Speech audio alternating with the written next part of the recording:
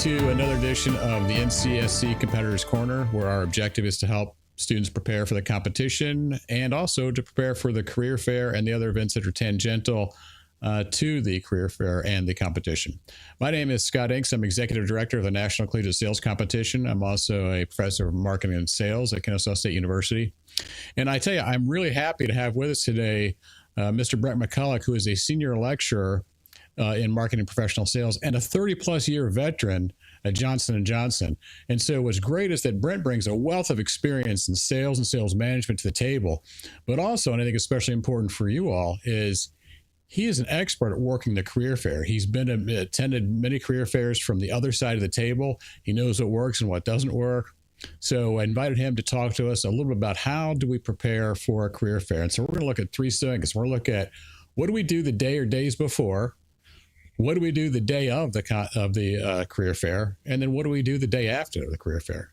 So Brent, welcome, and you just share us a little bit about your background, and then we'll move on to talk about what do you do for preparation.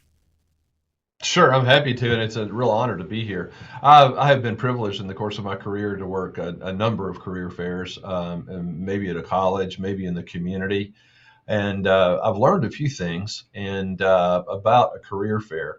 And so what I want to do is share those things, and we'll do this maybe in three ways. How do we prepare for it? How do we execute our plan? And then what do we do after a career fair?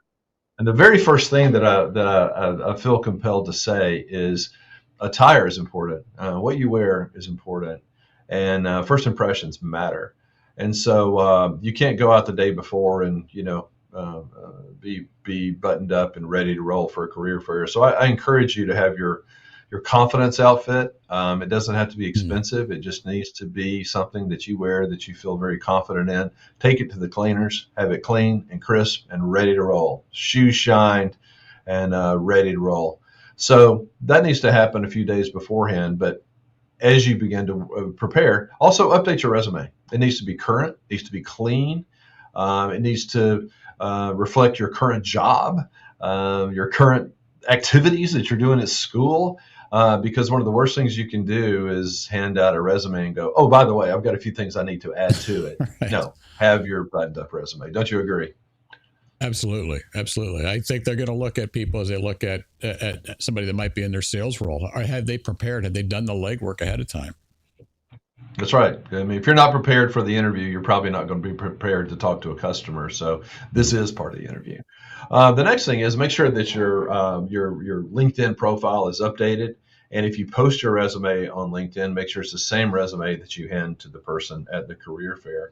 And that's a pretty good opportunity to say, clean up your social media. You want it to be something that your family can see because the employer, I assure you, will do a social media search.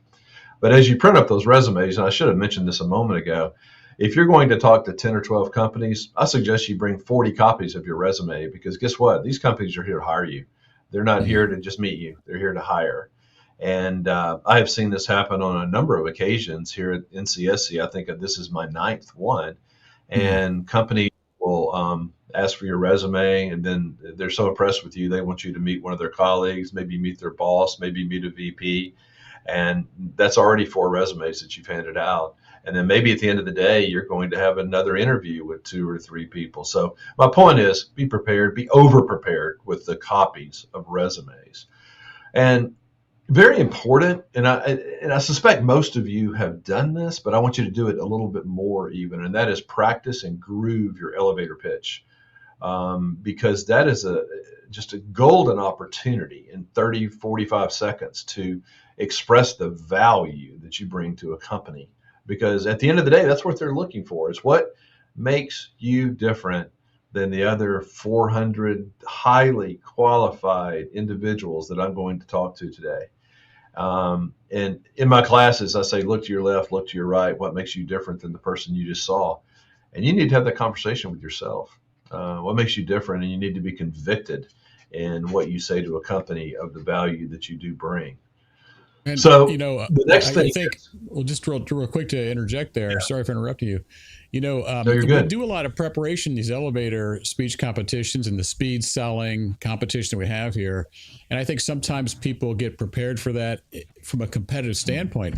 But from what I hear you saying, you've been 30 plus years with Johnson & Johnson. I'm sure you've heard those. They make a difference, right? For real when you're looking at hiring people. They make a huge difference. And, it's to your point, Scott, it's a competition. If you so choose to compete with your elevator speech, but it's really more than that. I mean, I've been doing this a long time, as Scott has. And when we go to an industry mixer or to a networking event, one of the first things that people do is, so Brent, tell me about yourself. What do you do? Right? We all get that question. What is it you do? Well, really what they're saying is, give me your elevator pitch. Tell me who you are, what you do, and what this conversation means to me. That's what they're looking for. And so this is not just a futile exercise that's going to go away in April. You're never going to do it again. I got news for you. You're going to do this for the rest of your life.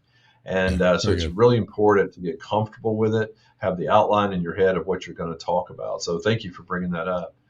And the next thing that I recommend in advance of the career fair is to create a list of 10, maybe even 12 companies that you want to talk to. You're probably not going to be able to talk to every single company at length, but at least 10 or 12. And but at this point, I change hats, and I want to talk to every company that I possibly can. And I might wear the hat of an ambassador, because I want to go up to companies that maybe I'm not so interested in and say, you know what, thank you very much for being here, because without you, we couldn't do this at all. They make all of this possible.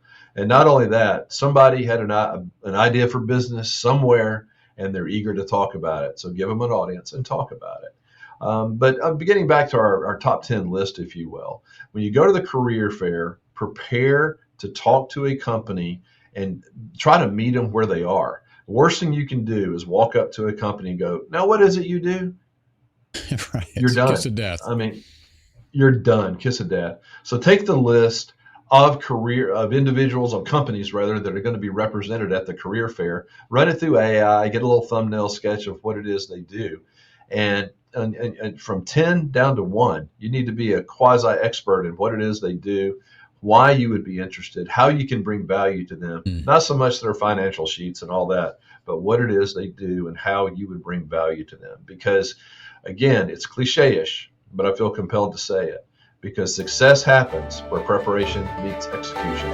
So prepare, execute your plan, and you too will have a great career fair. I look forward to meeting you. Thank you.